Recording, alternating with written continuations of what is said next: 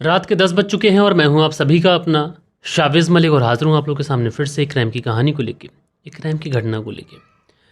दोस्तों आज के दिन मैंने एक पोस्ट किया था कि आज रात लाइव मिलते हैं, लेकिन दोस्तों उसके बाद में मैंने देखा कि तारीख तो आज 30 है और महीना 31 का है।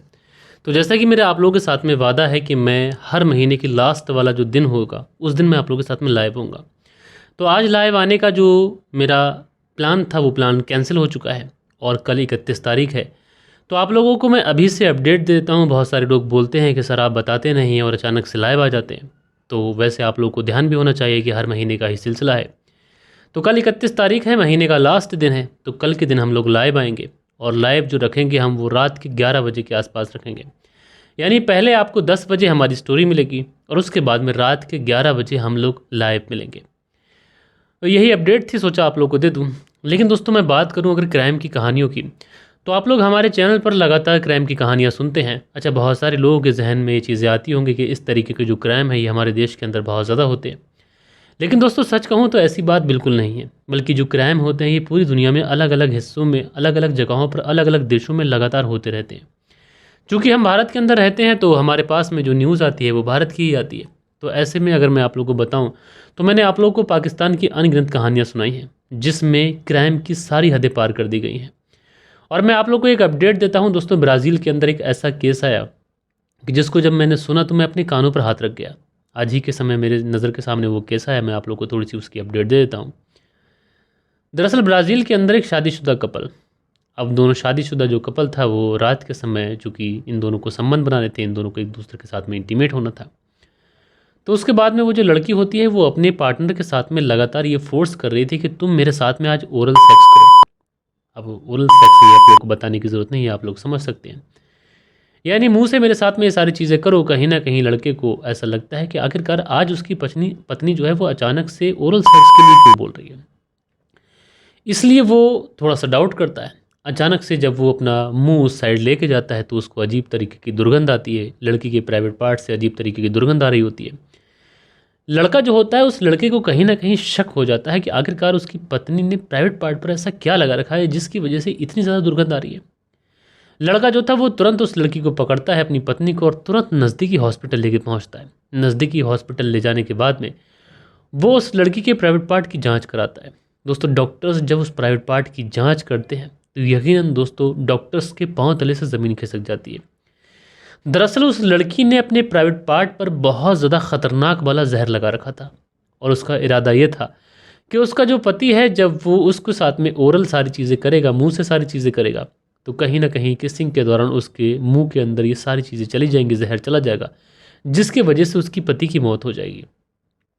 यकीनन दोस्तों डॉक्टर ने ये बात जब उस पति को बताई तो उसको तो एकदम से सन्नाटा लग गया कि आखिरकार उसकी पत्नी करना क्या चाहती थी।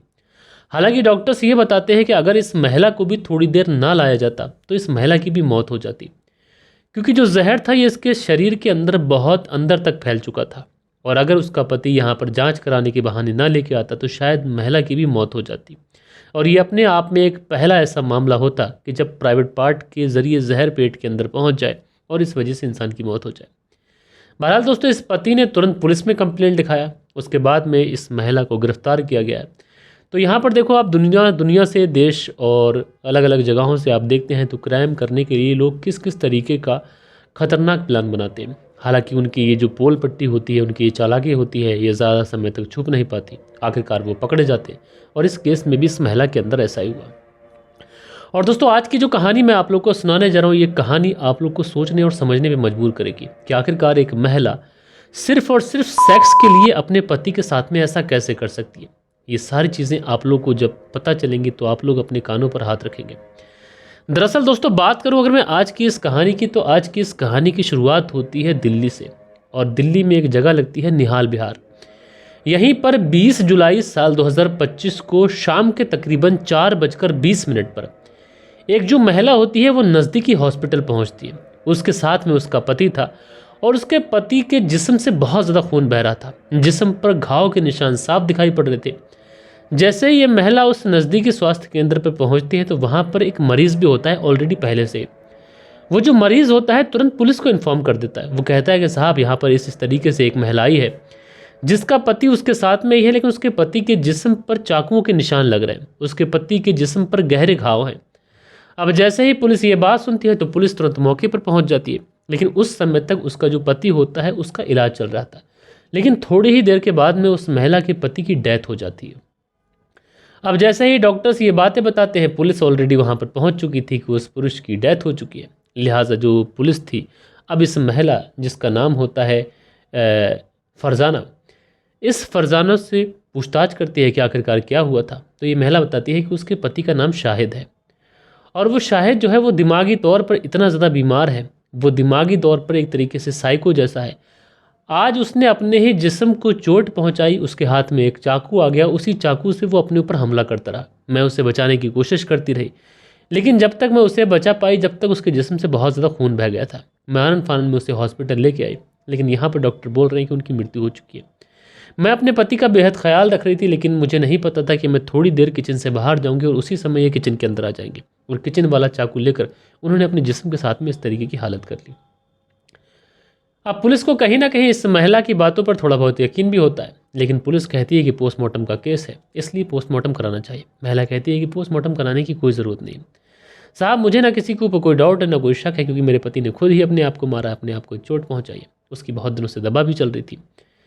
लिहाजा उसके बाद में पुलिस कहती है कि नहीं, पोस्टमार्टम तो कराना ही पड़ेगा। अब जो डेड बॉडी होती है शाहिद की, वो पोस्टमार्टम के लिए भेज दी जाती है। इधर पत्नी से कहा जाता है कि तुम जब तक अपने घर को नहीं छोड़ोगी, जब तक ये पोस्टमार्टम की रिपोर्ट नहीं आ जाती है।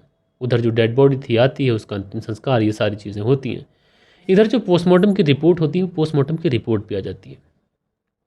दोस्तों, जो पोस्टमार्टम की रिपोर्ट होती है, उस रिपोर्ट को देखने के बाद में पुलिस वालों के पांव तले से ज़मीन खिसक जाती है। दरअसल उस रिपोर्ट में ये मेंशन होता है कि इस व्यक्ति ने अपने जिस्म पर जो चाकुओं से हमले किए हैं, जो चाकुओं से वार किए हैं, वो हमले इतने ज़्यादा गहरे हैं कि जिसकी वजह से इंसान की मौत हो गई। अब पुलिस जब इस तरीके की बात देखती है कि हमले बहुत ज़्यादा गहरे थे, तो पुलिस को ऐसा लगता है कि कोई व्यक्ति अगर उसकी मेंटल स्थिति या फिर दिमागी तौर से वो बीमार होगा या फिर पागल होगा, तो वो अपने जिस्म पर खरोंचे लगा सकता है, लेकिन चाकू को इतनी अंदर तक एक बार मार सकता है, 2 बार मार सकता है, लेकिन अनगिनत बार वो चाकुओं को इतनी अंदर तक नहीं मार सकता। लिहाजा कहीं ना कहीं पुलिस को फरजाना के ऊपर डाउट होता है, इसलिए पुलिस जो थी अब फरजाना को उठा लेती है। फरजाना को उठाने के बाद में पुलिस इसके साथ में सख्ती से पूछताछ करती है। अब जैसे ही पुलिस फरजाना को उठाने के बाद में इससे सख्ती से पूछताछ करती है, तो जो फरजाना थी ये पुलिस के सामने वही बातें बताती है जो इसने पहले बताई थी। उसने कहा था कि तुम्हें यकीन नहीं हो रहा है, लेकिन जो मैं तुमसे बोल रही हूँ ये सच 100% सच है और इसके अंदर कुछ भी झूठ नहीं है। लेकिन पुलिस समझ चुकी थी कि जो पोस्टमार्टम की रिपोर्ट है वो पोस्टमार्टम की रिपोर्ट झूठ नहीं बोल रही है, इसलिए पुलिस जो थी फरजाना के ऊपर सख्ती दिखाती है। अब पुलिस जब फरजाना के ऊपर सख्ती दिखाती है तो थोड़ी ही देर के बाद में जो फरजाना थी ये पुलिस के सामने टूट जाती है, क्योंकि फरजाना ना तो कोई पेशेवर कातिल थी ना कोई पेशेवर मुजरिम थी, बस उसने क्राइम किया था, किसी वजह से किया था, वो वजह भी मैं आप लोगों को बताऊंगा। लिहाजा जो फरजाना है ये पुलिस के सामने टूटती है। टूटने के बाद में कहती है कि हाँ, मैंने ही अपने पति का कत्ल कर दिया है। अब पुलिस पूछती है कि कत्ल क्यों किया, क्या वजह है? तो फरजाना बताती है कि दरअसल मैं और ये जो शाहिद थे, हम लोग बरेली के रहने वाले हैं। हमारी शादी होती है, शादी होने के बाद में थोड़े समय तक तो हम लोग बरेली में रहते हैं, लेकिन वहाँ पर कामकाज की काफ़ी ज़्यादा परेशानी रहती थी, इसलिए जो मेरे पति शाहिद होते हैं वो दिल्ली में आकर कामकाज करने लग जाते हैं। थोड़ा समय गुजरता है, वो मुझसे जब भी फ़ोन पे बात करते तो मैं उनसे कहती कि मैं तुम्हारे बना यहाँ पर कैसे रहूँगी, इसलिए बेहतर होगा तुम मुझे भी वहाँ पर बुला लो।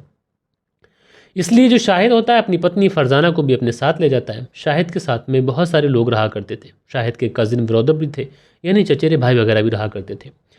अब ऐसे में जब फरजाना और शाहिद दिल्ली में रहना शुरू करते हैं तो इसी दौरान जो फरजाना थी उसको ऐसा रियलाइज़ होता है कि उसको जो शारीरिक नीड्स रहती हैं वो उसका पति कहीं ना कहीं फुलफ़िल नहीं कर पा रहा है, यानी उसका पति शारीरिक रूप से कमज़ोर है। जब उसको ऐसा लगता है कि उसका पति शारीरिक रूप से कमज़ोर है तो वो अपने ही चचेरे देवर के ऊपर डोरे डालना शुरू कर देती है। जब अपने ही चचेरे के ऊपर डोरे डालना शुरू करती है, उसके साथ में मुलाकातें करती है, उसके साथ में शारीरिक संबंध बनाती है, तो कहीं ना कहीं अब इसको ऐसा लगने लगता है कि जो पति नामर्द है, जो मेरे साथ में शारीरिक संबंध नहीं बना सकता, तो भला उसके साथ में या फिर ज़िंदगी गुजारने से क्या फ़ायदा। अगर मैं अपने देवर से शादी करना चाहती हूँ तो बेहतर यही होगा कि इस व्यक्ति की हत्या कर दी जाए, शाहिद। इसलिए ये इसी 20 जुलाई साल 2025 को शाहिद जब सो रहा होता है तो उसके जिस्म पर चाकुओं से हमला कर देती है। और इतनी ज़्यादा बार चाकू मारती है कि मौके पर ही शाहिद की मौत हो जाती है। लेकिन पुलिस को या फिर किसी को उसके ऊपर शक ना हो, इसलिए पुलिस जो है हॉस्पिटल लेके पहुंचती है और हॉस्पिटल में ले जाने के बाद में कहती है कि उसके जो पति हैं वो दिमागी रूप से बीमार थे, इसलिए उन्होंने अपने ऊपर चाकुओं से हमला कर लिया। और जब डॉक्टर ने उन्हें मृत घोषित किया, जब पुलिस आई तो पुलिस ने भी उसने यही बातें बताई। बहरहाल दोस्तों, आप लोगों ने देखा कि यहाँ पर एक महिला ने किस तरीके से घुमाने की कोशिश की। अब यहाँ पर जो इस महिला फरजाना का चचेरा देवर है उसकी जांच भी की जा रही है कि वो कौन है, क्या वो भी हत्या में शामिल है या फिर नहीं है। लेकिन दोस्तों, इस कहानी में आप लोग बताएगा कि चचेरा देवर भी इस हत्या में शामिल होगा या फिर नहीं होगा, आप लोग कमेंट्स करके बताइएगा। बाकी पूरा दोष किसका है और इस महिला को किस तरीके की सज़ा मिलनी चाहिए, ये भी कमेंट्स करिएगा। बाकी दोस्तों, कल के दिन आप लोग के कुछ प्यारे प्यारे कमेंट्स भी थे, वक्त होता है कि आप लोग के कमेंट्स पढ़ लिए जाएं। सो दोस्तों, कल के दिन जो कमेंट्स आए थे उसमें प्राखर ठाकुर यानी प्राखर ट्रू क्राइम वाले, कल उन्होंने वीडियो डाला था तो मैंने उनके वीडियो पे थोड़ा सा बोला था कि आप उनके चैनल को जाके देख लीजिए, तो उन्होंने बोला है थैंक्स भाई, शुक्रिया। दिनेश कुमार जी ने बहुत सारे कमेंट्स किए हैं और उन्होंने लिखा है कि आपके यहाँ कहानी सुनाने का अंदाज़ बहुत अच्छा है। और दिनेश कुमार जी मेरे चैनल पर इसलिए इतने ज़्यादा कमेंट्स कर रहे हैं ताकि हमारे वीडियो को अच्छे तरीके से बूस्ट मिल सके। तो दिनेश कुमार जी, मैं आपका जितना शुक्रिया अदा करना चाहूँ उतना कम है। शीलनिधि शर्मा है, लिखते हैं उम्र कैद की सज़ा सुनाई है मलिक जी, कहानी अच्छी लगी। शीलनिधि शर्मा हरिद्वार उत्तराखंड से कहानी सुनते हैं, बहुत बहुत शुक्रिया। उसके बाद में अगला जो कमेंट्स है ये बालिश बिहारी जी का, लिखते हैं मलिक साहब जी नमस्कार सर जी, एक ही रोज़ सुनने को मिलता है कि जी पति ने हत्याओं को इस तरीके से कर दिया। सालिम अंसारी हैं, लिखते हैं सलीम अंसारी कुशीनगर रियाज से कहानी सुनते हैं, शुक्रिया। दिनेश कुमार जी के फिर बहुत सारे कमेंट्स हैं। दिनेश कुमार जी मेरे भाई, मैं आपका तहे दिल से शुक्रगुजार हूँ इस तरीके से सपोर्ट दिखाने के लिए।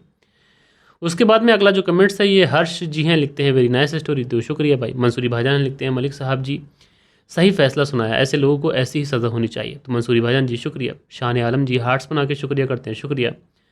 सिद्दीक अहमद लिखते हैं इंसान को उसकी करने की सज़ा देर सवेर मिलती ज़रूर है, तो सिद्दीक अहमद जी बहुत दिनों के बाद आपका कमेंट्स आया, बहुत बहुत शुक्रगुजार हूँ आपका। एक खान लिखते हैं कहानी बहुत बढ़िया सुनाई शाविज भाई, तो एक खान जी मेरे भाई शुक्रिया आपका। सरफराज सिद्दीकी हैं, लिखते हैं आप में टैलेंट कूट कूट का भरा हुआ है और बहुत अच्छे से कहानी सुनाते हैं, तो सरफराज सिद्दीकी जी बहुत बहुत शुक्रिया। उसके बाद में लईक अब्बास गुलिस्तानाज बागपत यूपी से कहानी सुनते हैं, बहुत बहुत शुक्रिया। उसके बाद में दिनेश कुमार जी लिखते हैं भाई आपकी कहानी रोज़ सुनता हूँ, उसका इंतज़ार रहता है, शुक्रिया। सैयद आदिल हैं, लिखते हैं भाई सऊदी से सुनता हूँ आपको और आपकी कहानी बहुत अच्छी लगती है, शुक्रिया। दिनेश कुमार जी के बहुत सारे कमेंट्स हैं। मोहम्मद फजल हैं, लिखते हैं आपकी कहानी बेस्ट है। धीरज सिंह हैं, लिखते हैं भाई जी राम राम। भाई जिस दिन आपको कुछ समझाने के लिए कमेंट्स करते हैं उस दिन आप कमेंट्स पढ़ते नहीं हैं, तो ऐसा अमूमन होता नहीं है, मैं सारे ही लोगों के कमेंट्स पढ़ ही लेता हूँ। और उसके बाद में दिनेश कुमार जी के बहुत सारे कमेंट्स हैं, मैं उनका तो जितना शुक्रिया अदा करना चाहूँ उतना कम है, आप भी बहुत सारे कमेंट्स कर सकते हैं। राजेश कुमार हैं, लिखते हैं मलिक जी नाइस स्टोरी।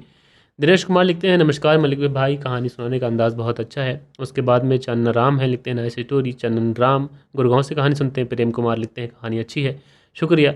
सुनील त्यागी लिखते हैं हम दोनों पति पत्नी आपके साथ शुरू से ही हैं, लगे हुए हैं, तो सुनील त्यागी जी आपका तो मैं जितना शुक्रिया अदा करना चाहूँ उतना कम है, दोनों ही पति पत्नी हमारी कहानी को सुनते हैं और डेली कमेंट्स भी करते हैं। राजू सोलंकी जी लिखते हैं नमस्कार नाइस स्टोरी जी, बहुत बहुत शुक्रिया। सुनील त्यागी हैं, लिखते हैं आपकी आवाज़ अंदाज़ बहुत अच्छा है। रेनू सुनील त्यागी शानाबुलंद शहर से। इद्रिस खान मुंबई से कहानी सुनते हैं। दिनेश कुमार जी कमेंट्स करते हैं फ्रेंड्स भी लाइक हैं, लिखते हैं बहुत ही भयानक स्टोरी है। साहिल जी लिखते हैं कमेंट्स करते हैं। फिर प्रेम कुमार जी कमेंट्स करते हैं। जवैश अंसारी हैं, लिखते हैं शाविज भाई अस्सलाम वालेकुम। जवैश अंसारी पीलीभीत से कहानी सुनते हैं, शुक्रिया। मोहम्मद रियाज हैं, लिखते हैं नाइस स्टोरी और योमान से कहानी सुनते हैं। उसके बाद में अगला जो कमेंट्स है राजू सोलंकी जी का है और उसके बाद में राजू सोलंकी लिखते हैं जय श्री राम कृष्ण राधे राधे, बोलना राधे राधे। दिनेश कुमार लिखते हैं भाई आपकी बेस्ट ऑफ लक। उसके बाद में मंसूरी भाईजान हैं, लिखते हैं गुड जॉब भाई जी। एक खान हैं, लिखते हैं very nice story. Dinesh Kumar ji comments करते हैं। सुनील त्यागी जी कमेंट्स करते हैं। मुशैश अंसारी जी लिखते हैं शुक्रिया भाईजान, दोहा कतर से कहानी सुनते हैं। मोहम्मद अरशद कहानी सुनते हैं। दिनेश कुमार जी के और मंसूरी भाईजान जी के बहुत सारे कमेंट्स हैं। प्रेम कुमार जी, दिनेश कुमार जी और सरफराज सिद्दीकी जी। सुरेश कुमार दुबई यूए से कहानी सुनते हैं। जबैश अंसारी सुनते हैं। शमीम अख्तर कहानी सुनते हैं। दिनेश कुमार जी कहानी सुनते हैं। दिनेश कुमार जी के बहुत सारे कमेंट्स फिर से हैं। प्रेम कुमार जी का प्यारा सा कमेंट्स है। जबैश अंसारी जी का फिर से बहुत सारा कमेंट्स हैं। शमीम अख्तर जी कमेंट्स करते हैं। दिनेश कुमार जी कमेंट्स करते हैं। जबैश अंसारी, दिनेश कुमार, प्रेम कुमार, जबैश अंसारी, दिनेश कुमार, प्रेम कुमार। तो ये बहुत सारे कमेंट्स आप लोगों ने किए हैं और आप लोगों के कमेंट्स से इतना हुआ कि लगभग 92 के आसपास आप लोगों के कमेंट्स पहुँचे। बहरहाल दोस्तों, आज की कहानी आप लोग को कैसी लगी कमेंट्स करके ज़रूर से ज़रूर बताइएगा। और दोस्तों, आप लोग हमारे चैनल पर अगर जुड़े हुए हैं तो हमारे सेकंड चैनल को भी ज़रूर से ज़रूर सब्सक्राइब कर लीजिए, लिंक आप लोग को डिस्क्रिप्शन में मिल जाएगा। बाकी दोस्तों, मिलते हैं कल के दिन किसी और स्टोरी के साथ में। जब तक के लिए अपना ख्याल रखें, देश का ख्याल रखें, परिवार के रिश्तों की अहमियत को समझें। जय हिंद, जय भारत।